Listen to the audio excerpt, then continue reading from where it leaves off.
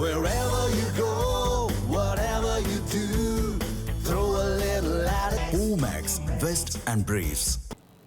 தூத்துக்குடியில் வெளுத்து வாங்கிய கனமழையால் விளையாட்டு மைதானத்தில் மழைநீர் தேங்கி கடல் போல காட்சியளிக்கிறது. விவரங்களை வழங்குவதற்காக இணைகிறார் நமது செய்தியாளர் சரவணன். சரவணன், சொல்லுங்க, தூத்துக்குடியில வெளுத்து வாங்கி கொண்டிருக்கும் கனமழையால பல்வேறு இடங்கள்ல மழைநீர் தேங்கி இருந்தாலும் விளையாட்டு மைதானங்களில் எல்லாம் கடல் போல் மழைநீர் தேங்கி காட்சியளிக்கிறது. விவரங்கள் என்ன, விரிவா வழங்குங்க. பொதுமக்கள் இதனால எந்த அளவுக்கு சிரமத்திற்கு உள்ளாயிருக்கிறாங்க? வணக்கம் ரம்யா.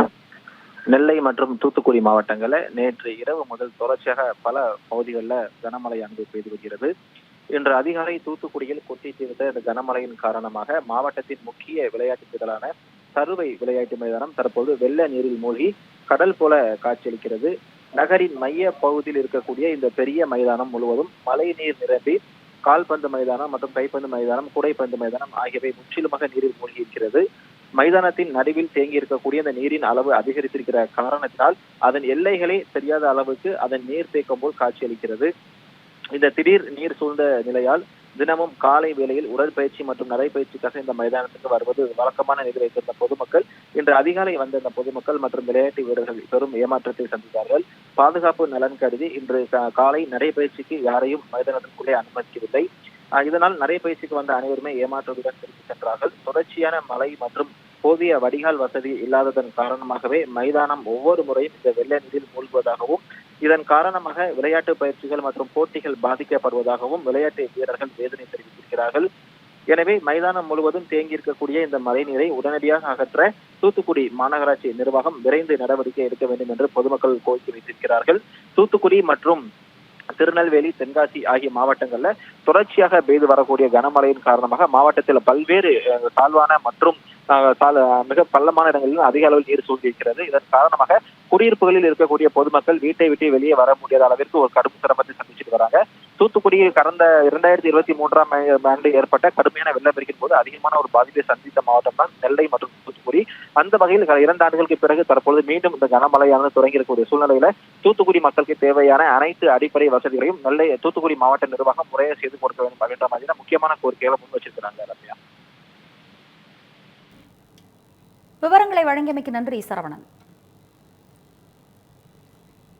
தென்காசியில் பெய்த மழையால் குற்றால அருவிகளில் வெள்ளப்பெருக்கு ஏற்பட்டுள்ளது. இது குறித்த கூடுதல் விவரங்களை செய்தியாளர் சிவகுருநாதன் வழங்க தற்பொழுது கேட்கலாம். சிவகுருநாதன், சொல்லுங்க, தென்காசியில பெய்து வரும் மழையால் குற்றால அருவிகள்ல தற்பொழுது வெள்ளப்பெருக்கு ஏற்பட்டிருக்கிறது. விவரங்கள் என்ன? வணக்கம். தென்காசி மாவட்டத்தில் பெய்து வரும் தொடர் மழை காரணமாக குற்றால அருவிகளில் வெள்ளப்பெருக்கு ஏற்பட்டுள்ளது. இதன் காரணமாக மெயின் அருவி, ஐந்தருவி உள்ளிட்ட அனைத்து அருவிகளும் பாதுகாப்பு கருதி குளிப்பதற்கு தடை விதிக்கப்பட்டுள்ளது. தென்காசி மாவட்டம் குற்றாலம், செங்கோட்டை, கடையநல்லூர், பாவச்சித்திரம், ஆலங்குளம், சங்கரங்கோயில் உள்ளிட்ட அனைத்து பகுதியிலும் நேற்றைய முதல் மழை பெய்து வருகிறது. தென்காசி மாவட்டத்தில் சராசரியான மழையளவு 10.55 மில்லிமீட்டர் பதிவாகியுள்ளது. மேற்கு தொடர்ச்சி மலைப்பகுதியில் தொடர்ந்து மழை பெய்து வருவதன் காரணமாக நேற்று முன்தினம் தண்ணீர் வரத்து அதிகமாக இருந்தால் குற்றாலம் மெயின் அருவியில் குளிக்க தடை விதிக்கப்பட்டிருந்தது. பின்னர் நேற்று காலை தண்ணீர் சீராக வர என்பதும் குளிக்க அனுமதிக்க வழங்கப்பட்டது. இந்நிலையில் இன்று காலை அனைத்து அருவியிலுமே தொடர்ந்து மழையின் காரணமாக வெள்ளப்பெருக்கு ஏற்பட்டது. மெயின் அருவியில் பாதுகாப்பு வளைவை தாண்டி தண்ணீர் விழுவதால் அருவி பகுதிகளுக்கு மக்கள் செல்ல தடை விதிக்கப்பட்டது. 5 அருவியும் இதேபோல் பாதுகாப்பு கருதி குளிப்பதற்கு மக்கள் தடை செய்யப்பட்டுள்ளது.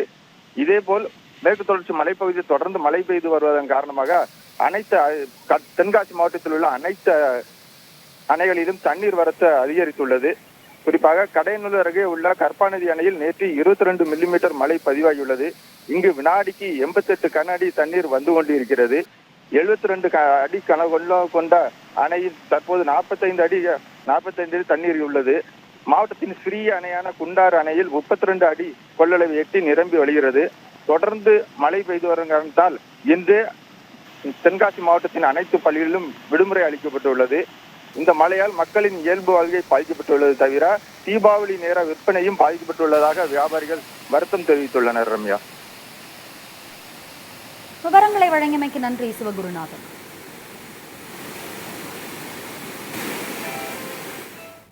Wherever you go, whatever you do, throw a little at it. Omax, Vest and Briefs.